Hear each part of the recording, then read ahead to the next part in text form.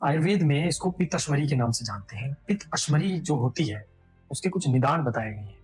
अगर हम निदान की बात करें तो उनमें सबसे पहले जो बताया गया है, जो पित्तवर्धक जो आहार होता है, यानी कि जो ऑयली, स्पाइसी जो फूड होता है, जैसे समोसा, बर्गर, पिज़्ज़ा, ये जो चीज़ें हैं, जो पित्त को बढ़ाती हैं।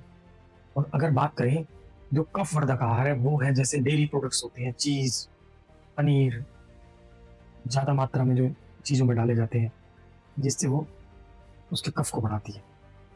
और हमारे कुछ विहार, हमारा लाइफ़स्टाइल, जैसे देर रात तक जागना, एंग्ज़ायटी, स्ट्रेस, ये सारी जो चीज़ें हैं, ये हमारी अग्नि को मंद करती हैं, यानी कि हमारी जो डाइजेस्टिव पावर है, उसको स्लो कर देती है।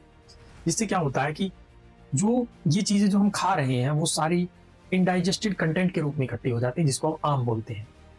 अगर इन तीनों को देखा जाए, जो पित्तवर्धक आहार से पित्त बढ़ जाए, कफवर्धक आहार से कफ बढ़ जाए, और जो हमने खाया है वो ना पचे, इन तीनों को मिलाकर के स्रोत अवरोध होता है, यानी कि ये बाइलरी चैनल्स को ब्लॉक कर देती है। और जो हमारे गोल ब्लैडर की जो कॉन्ट्रैक्शंस की जो मूवमेंट है, वो स्लगिश हो जाती है, जिससे जो पित्त है वो थिक हो जाता है, और थिक होने के बाद में वो सेडिमेंटेशन होकर के पित्तश्मरी का रूप ले लेता है। ऐसा मतलब समाधान हो जिससे इस सिचुएशन का हमें सामना ही ना करना पड़े। तो सबसे पहला आयुर्वेद में बताया गया है कि निदान परिवर्जन जो है वो सबसे जरूरी है, यानी कि जो आपकी पॉजिटिव फैक्टर्स हैं, उनको आप हटाइए।